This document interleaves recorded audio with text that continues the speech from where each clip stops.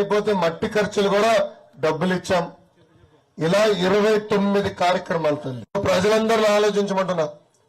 గత 25 సంవత్సరాలుగా మీరు 2 కుటుంబాలని ఆశీర్వదించారు, దీవించారు. వచ్చారు కమలా గారు ఎమ్మెల్యే గారు చేశారు. ఇప్పుడు 2 సార్లు అంటే గత 10 ఏనాడు మిమ్మల్ని పట్టించుకోలేదు తల్లి. ఓడిపోయినా మీ లోకేష్ మిమ్మల్ని గుండెల్లో పెట్టుకుని కాపాడుకునే కోసం నేను పనిచేస్తుంటాను. అమ్మా కట్టుబట్టలతో మెడబట్టి మన బయటికి గెంటేశారు. సచివాలయం హైదరాబాద్ లో ఉండేది, అసెంబ్లీ హైదరాబాద్ లో ఉండేది. జరగాలని ఆనాడు నిర్ణయం తీసుకున్నాం. ఆనాటి ప్రతిపక్ష నేత ఈనాటి ముఖ్యమంత్రి గారు జగన్మోహన్ రెడ్డి గారు శాసనసభ సాక్షిగా ఇప్పటికీ చిన్న రాష్ట్రం అయ్యాం, ప్రాంతీయ విద్వేషాలు రెచ్చగొట్టేదానికి నేను సిద్ధంగా లేను, అందుకే అమరావతికి సంపూర్ణ మద్దతు తెలుపుతున్నా అని చెప్పాడు తల్లి. ముఖ్యమంత్రి ఆనాటి ముఖ్యమంత్రి ఇప్పుడు ప్రతిపక్ష నేత చంద్రబాబు నాయుడు గారు కూడా అమరావతి రాజధాని అన్నారు. ప్రధానమంత్రి నరేంద్ర మోడీ గారికి వచ్చి శంకుస్థాపన కూడా చేశారు. రైతులు మీరు దాదాపు 33,000 ఎకరాల భూములు 5 కోట్ల ఆంధ్రుల కోసం ఇచ్చారు తల్లి. ఆనాడు ఆల రామకృష్ణారెడ్డి గారు ఏం చెప్పారు తల్లి? జగన్మోహన్ రెడ్డి గారిని ఒప్పిస్తా, నేను బతిమలాడతా, రాజధాని ఇక్కడి నుంచి పోకుండా చేస్తానన్నారు తల్లి. కానీ కరెక్ట్ గా 2019లో వైకాపా ప్రభుత్వం వచ్చిన తర్వాత 3 ముక్కలు ఆటలు ఆడుతూ మొదలు పెట్టారు తల్లి. ఒక రాజధాని కట్టలేను 3 రాజధానులు కడతాడంట తల్లి. కర్నూలులో ఒక వేయలేదు. అమరావతిని సర్వనాశనం చేశారు. విశాఖపట్నంలో ఒక్క అభివృద్ధి కార్యక్రమం కూడా వీళ్ళు చేయలేదు తల్లి.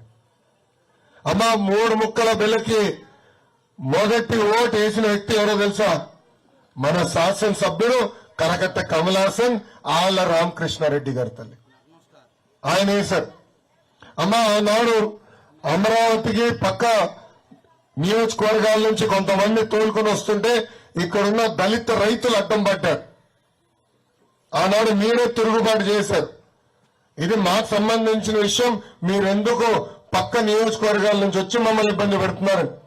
ఆనాడు ఏం చేశారు తల్లి? మాదిగా సోదరులపైన ఎస్సీ ఎస్టీ కేసు పెట్టి సంఖ్యలేసి జైలుకి పంపించారు జగన్మోహన్ రెడ్డి గారు. ఆనాడు మనకు అండగా నిలబడింది మీ లోకేష్ తల్లి. ఆ రైతుల్ని బయటికి తీసుకొచ్చి వాళ్ళకి ఎలాంటి ఇబ్బంది లేకుండా చేసింది తెలుగుదేశం పార్టీ. దయచేసి ఇది మా మాదిగ సోదరులు కూడా గుర్తు పెట్టుకోవాలని ఈ సభాముఖంగా కోరుతున్నా. అమ్మా ఈరోజు ఏ మొహం పెట్టుకుని కరకట్టకు అమ్మలాల్సిన ఒక చెల్లమ్మని తొడుకుని వచ్చి మన ఓట్లు అడుగుతారు. వాళ్ళు మన నియోజకవర్గం చేసిందేంటి? మన గ్రామంలో అనేక సమస్యలు ఉన్నాయి. నేను యోగలం పాదయాత్ర చేసే వల్ల ఇక్కడ తిరిగా. డ్రైనేజ్ గురించి మీరు చెప్పారు. మన ఇంటి నీరు వెళ్ళి వేరే ఇంటి ముందర ఆగుతుంది. దానివల్ల పొద్దున్న లేచి వాళ్ళకి మనకి గొడవ. అమ్మా దీనికి శాశ్వతమైన సమస్య పరిష్కారానికి, ఈ సమస్య శాశ్వతంగా పరిష్కరించేదానికి భూగర్భ డ్రైనేజ్ చేయాలి. ఆ భూగర్భ డ్రైనేజ్ చేసే బాధ్యత మీ లోకేష్ తీసుకుంటాడని ఈ సభాముఖంగా అందిస్తున్నాం. పక్కనే కృష్ణమ్మ ఉంది. ఆ కృష్ణమ్మ జలాలు తీసుకొచ్చి ఆ నీటిని శుద్ధి చేసి ప్రతి ఇంటికి కుళాయి ద్వారా నీరు కూడా అందించే బాధ్యత మీ లోకేష్ తీసుకుంటారు. అమ్మా మన గ్రామం నుంచి పెనువాకి వెళ్లే బ్రిడ్జ్ ఉంది, ఇప్పుడే వచ్చా. ఆ బ్రిడ్జ్ వచ్చంలో డ్రైవర్ని ఆపమన్నా, దేవుడా దేవుడా దేవుడా అనుకున్నా, అది ఎక్కడ కూలిపోతున్నాను. కనీసం రిపేర్ చేసే పరిస్థితులు లేదు ఈ ప్రభుత్వం. అమ్మా రోడ్ ఎంత దారుణం ఉంది, గుంటలు పడిపోయినాయి. కనీసం ప్యాచ్ వర్క్ చేసే పరిస్థితులు లేదు. ఆ బ్రిడ్జ్ పనులు కూడా పూర్తి చేసే బాధ్యత మీ లోకేష్ తీసుకుంటారని నేను మీకు హామీస్తున్నా. అమ్మా తెలుగుదేశం, జనసేన, భారతీయ జనతా పార్టీ లక్ష్యం ఒకటే, ఒకే రాష్ట్రం ఒకే రాజధాని, అది అమరావతి. ఆగిపోయిన అమరావతి పనులను యుద్ధ ప్రాతిపదికగా మళ్ళీ మనం ప్రారంభిస్తాం. మన పిల్లలకి అమరావతిలోనే ఉద్యోగాలు ఉపాధి కల్పించే బాధ్యత కూడా మేము తీసుకుంటాం. ఇప్పటికీ అమరావతి పనులు ముందరికి సాగనిస్తే కనీసం 1,00,000 మంది అక్కడ పనిచేసే పరిస్థితి. 1,00,000 మంది. మనం యూనివర్సిటీలు తీసుకొచ్చాం, SRM విట్, వాళ్ళందరూ వాళ్ళ క్యాంపస్ కూడా పూర్తి చేశారు. వేలాది మంది పిల్లలు ఈ రోజు అక్కడ చదువుతున్నారు. అలాంటిది చంద్రబాబు నాయుడు గారు ఆనాడు మొదలుపెట్టిన పనులని కానీ కొంచెం ముందరికి సాగనిచ్చుంటే ఈ రోజు 1,00,000 మంది పనిచేసే పరిస్థితి. అందుకే అమరావతి పనులు మళ్ళీ తిరిగి ప్రారంభిస్తాం. అమ్మా, ఇంకో విషయం, నేను 3,132 కిలోమీటర్ల పాదయాత్ర చేశా. ఆ పాదయాత్రలో ప్రజలు ఎదుర్కొన్న సమస్యల్ని నేరుగా తెలుసుకున్నా. అది తెలుసుకున్న తర్వాత చంద్రబాబు గారితో, పవన్ అన్నతో చర్చించి బాబు సూపర్ 6 మేనిఫెస్టో రూపొందించాం. వయసు కలిగిన మహిళలకి ప్రతి నెల 1,500 రూపాయలు ఇస్తాం. అంటే చంద్రబాబు నాయుడు గారు ముఖ్యమంత్రి ఉన్నప్పుడు గ్యాస్ ధర 400 రూపాయలు, ఇప్పుడు అదే గ్యాస్ ధర 1,200 రూపాయలు పెరిగింది. అందుకే తెలుగింటి ఆడపడుచులు ఆదుకునేదానికి ప్రతి ఏడా ఉచితంగా 3 గ్యాస్ సిలిండర్లు ప్రతి కుటుంబానికి మన ప్రభుత్వం అందించబోతుంది. తల్లికి వాళ్ళ తల్లిదండ్రుల అకౌంట్ లో ప్రతి ఏడా 15,000 రూపాయలు ఇస్తాం. ఈ బస్సులో ఉచితంగా ప్రయాణించే హక్కు కూడా మన ప్రభుత్వం కల్పించబోతుందని ఈ సభాముఖ నేను హామీ ఇస్తున్నా. తల్లి ఈరోజు వాడుకుంటున్నారు. 2019 అయిపోయింది. ప్రభుత్వ బాధ్యతల నుంచి వాలంటీర్లు దూరంగా ఉండాలని ఒక ఆర్డర్ ఇచ్చింది. 1వ తారీఖు వస్తుందని వాళ్ళు తెలుసు. దానివల్ల వృద్ధులందరూ లైన్ కట్టారు. 32 మంది రాష్ట్ర వ్యాప్తంగా చనిపోయారు. తల్లి ఖాయం. ఆ తాడిపల్లి కొంపలో శాశ్వతం ఉండటం ఖాయం. కంగారేం పడద్దు. వృద్ధులకి నేను తెలుస్తున్నా, 3,000 రూపాయల పెన్షన్ 4,000 రూపాయలు చేసే బాధ్యత తెలుగుదేశం, జనసేన, భారతీయ జనతా పార్టీ ప్రభుత్వం తీసుకుంటుంది. మీ గడపకి అందజేసే బాధ్యత మేము తీసుకుంటాం. అమ్మా, 10 రూపాయలు పడుతుంది. మనందరం అనుకుంటా బా ఇంత బాగుందిరా అని. అదే క్షణం ఎలా పోతుందో చెప్పాలి కదా. కరెంటు ఛార్జీలు 9 సార్లు పెంచారమ్మా. ఈ మధ్యన అప్రమత్తంగా ఉండాలమ్మా. అబద్ధం ప్రపంచం చుట్టూ తిరగొచ్చే లోపల నిజం గడప దాటదంటారు. వైకాపా అమ్మా, నాకు 2 లక్ష్యాలు ఉన్నాయి. ఒకటి, పేదరికం లేని మంగళగిరి నియోజకవర్గం. రెండోది, భారతదేశంలో 4,000 అసెంబ్లీ స్థానాలు ఉన్నాయి తల్లి. వాళ్ళందరూ సంక్షేమ అభివృద్ధి ఎక్కడ బాగా జరిగిందంటే దానికి చిరునామా మంగళగిరి చేసే బాధ్యత మీ లోకేష్ తీసుకుంటారు. అన్ని సమస్యలు పరిష్కరించాలని నేను చెప్పను. దేవుడు కూడా అన్ని వరాలు ఇవ్వరు. అన్ని సమస్యల్ని పరిష్కరించాలని నేను చెప్పను. కానీ ప్రతిపక్షంలో ఉంటూ నా వంతు నేను సహాయం చేశా. అందుకే తల్లి, వచ్చే ఎన్నికల్లో నన్ను ఆశీర్వదించాలి, దీవించాలని ఈ సభాముఖం మిమ్మల్ని అందరూ నేను కోరుకుంటూ. మంచినీటి సమస్య ఒకటి బాగా ప్రాబ్లంగా ఉంది. ఇంకోటి, శ్మశానాలు అనేది కొంచెం బాగా ఇబ్బందిగా ఉంది. ఎందుకంటే ముందు ఏదన్నా ఎవరన్నా చనిపోతే తీసుకెళ్తాకి ఇబ్బందిగా ఉంది, రోడ్డు ఇబ్బంది. అక్కడ లోన కూడా ప్లేస్ అనేది సరిగ్గా లేదు. దానికి గోడ అనేది చుట్టూ కట్టించి మనకంటూ, అంటే అన్ని ఊర్లో కూడా శ్మశానాలు అనేవి చాలా బాగున్నాయి. ఇక్కడ క్రిస్టియన్ శ్మశానం కూడా ఉందన్న, అది కూడా చాలా ఇబ్బందిగా ఉంది. అలానే మాది టిట్కా హౌస్ ఉందన్న, ఆ టిట్కా హౌస్ కూడా మంచినీటి సరఫరా లేదు. మొన్న రీసెంట్గా లైన్ ఏదో ఆ చిన్న కాలం ఉంటే ఆ కాలంలో కలిపారు. ఆ కాలంలో వాటర్ ఎండిపోయిన తర్వాత పక్కన ఇంకో చిన్న గొయ్యిలాగా తీసారన్న, చాలా లోతులో. అది కూడా రోడ్ డేటాకి తీసారు. ఆ రోడ్ డేటాకి తీసిన అంటే వాటర్ ఉంటే ఆ వాటర్ ఆ టిట్కో హౌస్ కలిపారన్న. దాంట్లో అయితే స్నానం చేయడానికి కూడా ఇబ్బంది అవుతుంది. ముందు ఫస్ట్ ఆఫ్ ఆల్ అసలు వాటర్ సమస్య అన్న, అక్కడైతే వాటర్ ఒకటి, అలానే మెయిన్ రోడ్ సమస్య ఒకటి, దానికి కూడా కొంచెం సరఫరా లేదన్న దానికి. అదే అన్న, కొనుగోలు చేసి ఆ భూమికి ప్రహరీ గోడ కట్టి ఒక సిస్టమేటిక్ గా చేయాల్సిన అవసరం ఉంది. ఆ ప్రాజెక్ట్ ముందర మంగళగిరిలో ప్రారంభించే బాధ్యత నేను తీసుకుంటాను. రాష్ట్ర వ్యాప్తంగా ఉంది, ఇక్కడనే మొదలు పెడతాను. అది క్లారిటీ. నీరు గురించి నేను ఆల్రెడీ స్పష్టమైన హామీ ఇచ్చాను, అది నేను డెలివరీ చేస్తాను. పక్కనే కృష్ణమ్మ ఉంది కదా, ఆ నీరు నేను డెలివరీ చేస్తాను. అక్కడ సరిపోట్లే. అందరికీ నమస్కారం. అయ్యగారికి నమస్కారం. నాన్నగారు పదవిలో ఉన్నప్పుడు హౌసింగ్ లోన్కి ఇల్లు అప్లై పెట్టుకున్నాను. 35,000 రూపాయలు ముందు కొట్టారు. ఇక తర్వాత ఈ జగన్మోహన్ రెడ్డి గారు వచ్చిన తర్వాత ఈ లోన్ మేము పథకంలో పెట్టారని చెప్పి ఆఫ్ చేసి ఇప్పుడు ఓల్డ్ నేను పట్ట కింద ఉంటున్నాను. ఓల్డ్ నా బెడ్లో నేను మాత్రం ఉంటాను. కాసుకార ఇల్లు కట్టుకున్నారు తల్లి లేదా? లేదయ్య గారు లేదు.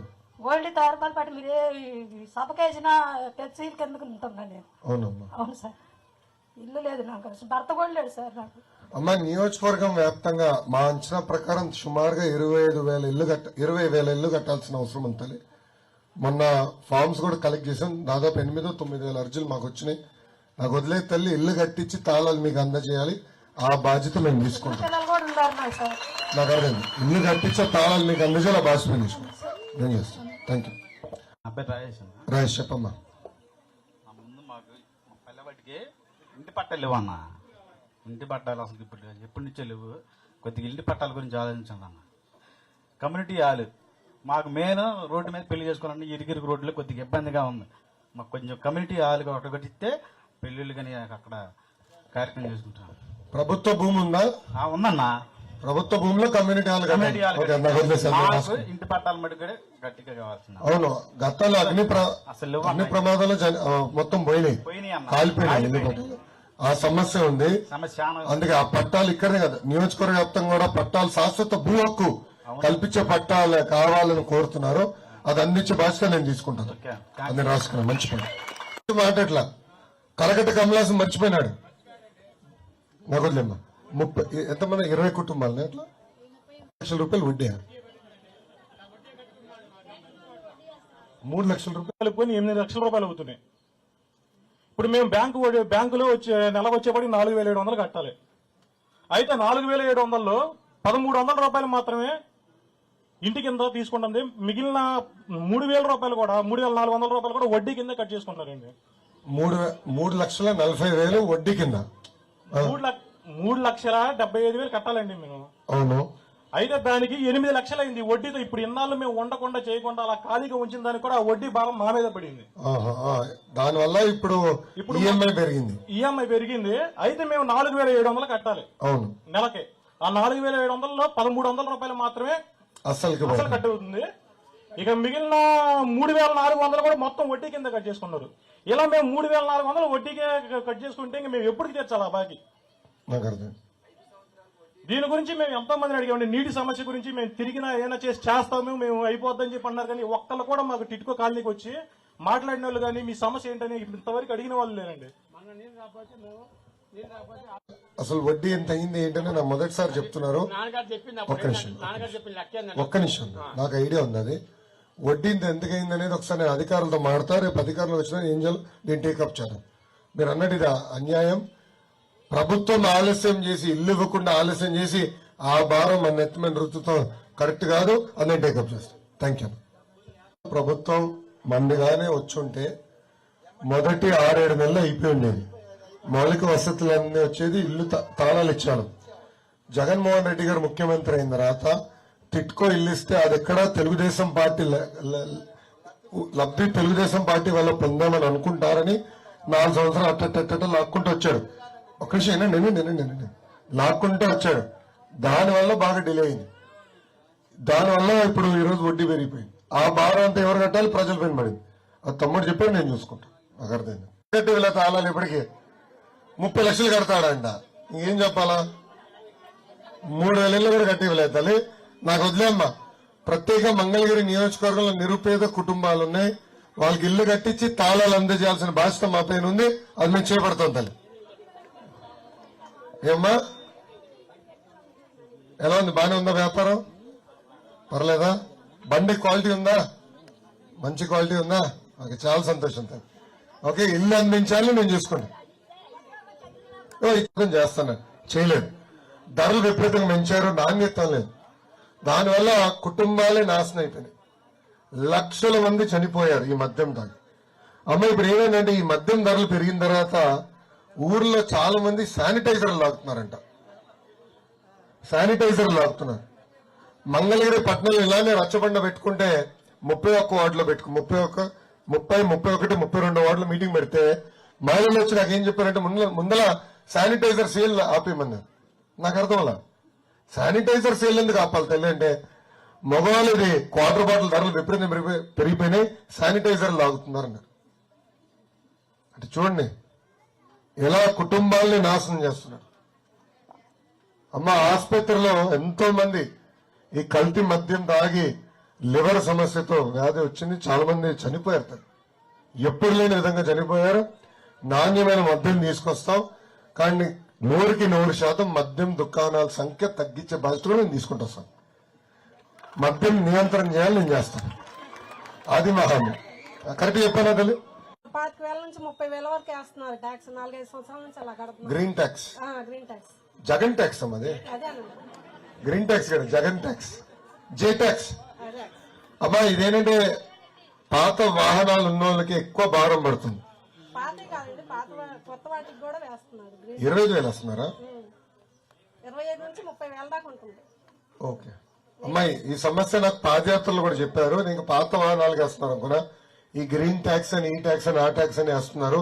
అది చెప్పాను కదా, నేను హామీ ఇచ్చాను తల్లి. భారతదేశంలోనే అతి తక్కువ పన్ను వేసే బాధ్యత నేను తీసుకుంటాం. కాలేజీలో చదువుకుంటున్నామన్న, ఫీజు రిమెంబర్మెంట్ అని ఇయర్కి వచ్చి 20,000 అని వేస్తున్నారన్న. 1 ఇయర్ వేస్తున్నారు కానీ మిగతా ఇయర్స్ మాత్రం వేయట్లేదన్న. మాకు ఆ చదువుకోవడానికి ఇబ్బంది అవుతుంది.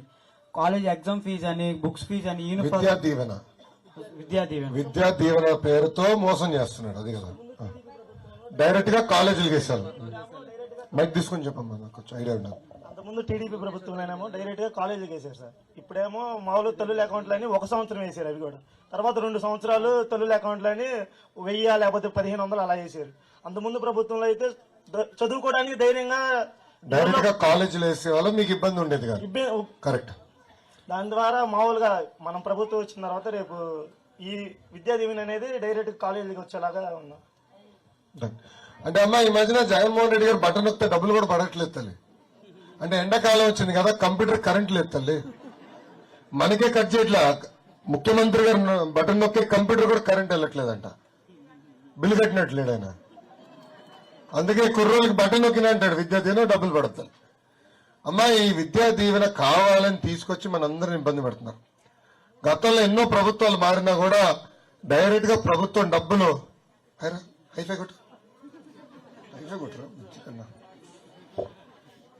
సో డైరెక్ట్ గా కాలేజీకి డబ్బులు ఇస్తారు తల్లి. మనకి ఎలాంటి ఇబ్బంది ఉండేది కాదు. ఇప్పుడు కావాలని ప్రభుత్వ అధికారులకు వచ్చినా ఆ విధానం మార్చారు. తల్లి అకౌంట్ లో వేస్తా ఉంటారు. ఓకే, వేసారు, సంతోషం అనుకున్నా. అది కూడా టైంకి వేస్తే కదా, లేట్ చేశారు. దీనివల్ల హాల్ టికెట్ రావాలంటే 1 సంవత్సరం వేశారు. కొన్ని దగ్గర అసలు ఏం కూడా ఇలా. దానివల్ల ఏమైంది, ఇప్పుడు హాల్ టికెట్ రావాలంటే డబ్బులు మీరు కట్టాలి. బాగా చదువుకుని బయటకు వచ్చే సమయానికి మార్క్ లిస్ట్ కావాలంటే డబ్బులు కట్టాలి. దీనికి ఫుల్ స్టాప్ పెట్టాలంటే పాత విధానం అమలు చేయాలి. ఆ విధానం అమలు చేసే బాధ్యత మేము తీసుకుంటాం. ఎంపీ అభ్యర్థిగా చంద్రశేఖర్ గారు పోటీ చేస్తున్నారు. ఆయన ఒక డాక్టర్. ఆయన 2014లో నర్సరావుపేట ఎంపీగా పోటీ చేయాలని వచ్చాడు తల్లి. కొన్ని కారణాల వల్ల ఆయన టికెట్ రాలా. తిరిగి మళ్ళీ ఇంకో 5 కంపెనీలు స్థాపించాడు, అద్భుతంగా సక్సెస్ అయ్యాడు. పార్లమెంట్ ఎంపీగా పోటీ చేయాలనుకుంటున్నాను నేను. మీ వల్ల అవదు. మీరు హాయిగా ఏసీ రూమ్ లో బతికేవారు. ఈ దుమ్ము దోలి ఎండ మీ వల్ల అవదు. ఎందుకు ఈ గోళ అన్న లేదు. నా ఆలోచనలు కంపెనీకి వాడా అద్భుతంగా కోట్ల మెజారిటీ నన్ను గెలిపించి శాసనసభకు పంపించాలని ఈ సభాముఖం మిమ్మల్ని కోరుతున్నా. నేను భయపడలా, ఓడిపోయినా నేను పారిపోలా. 2019 మన ఎన్నికలు, క్షమించాలి, 2024 ఎన్నికలు వస్తే మన నాయకులు నన్ను 2 స్థానాలు నామినేషన్ ఏమన్నారు. నేను ఏనని చెప్పా. మంగళగిరి ప్రజలకు నేను సేవ చేశా. మంగళగిరి ప్రజల మనసు నేను గెలుచుకున్నానని నాకు తెలుసు. అందుకే మంగళగిరిలోనే సింగిల్ నామినేషన్ నేను వేస్తాను, పోటీ చేస్తానని చెప్పాను. అమ్మా, చంద్రబాబు నాయుడు గారు ఓటు మంగళగిరిలోనే, పవన్ అన్న ఓటు కూడా మంగళగిరిలోనే. సో మీరు నాకు ఎంత ఎక్కువ మెజార్టీ ఇస్తే అంత బలం వస్తుంది తల్లి. ఎందుకంటే వీళ్ళిద్దరితో దెబ్బలాడాలి కదా, రేపు నిధులు తీసుకురావాలి కదా, పనిచేయాలి కదా. సో అందుకే తల్లి కనీసం 53,500 ఓట్ల మెజార్టీతో నన్ను గెలిపించి శాసనసభకు పంపించాలని ఈ సభాముఖం మిమ్మల్ని అందరినీ కోరుకుంటూ, నాకు ఇంత అద్భుతమైన అవకాశం ఇచ్చిన మీ అందరికీ పేరు పేరున నా ఉదయపూర్వక ధన్యవాదాలు తెలుపుకుంటూ మీ అందరి నుంచి సెలవు తీసుకుంటున్నాను. అరే లేటుగా వచ్చి 1 మినిట్ అంటే ఒక రకమైన ఉద్యోగాలు వస్తాయి. డిగ్రీ పూర్తి చేసిన ఒక రకంగా వస్తుంది. బీటెక్ పూర్తి చేసిన ఒక రకమైన ఉద్యోగాలు వస్తాయి. పెట్టుబడులు పెట్టడానికి ఎవడు ముందలు రాట్లా. చంద్రబాబు నాయుడు గారు పవన్ అన్న స్పష్టమైన హామీ ఇచ్చారు.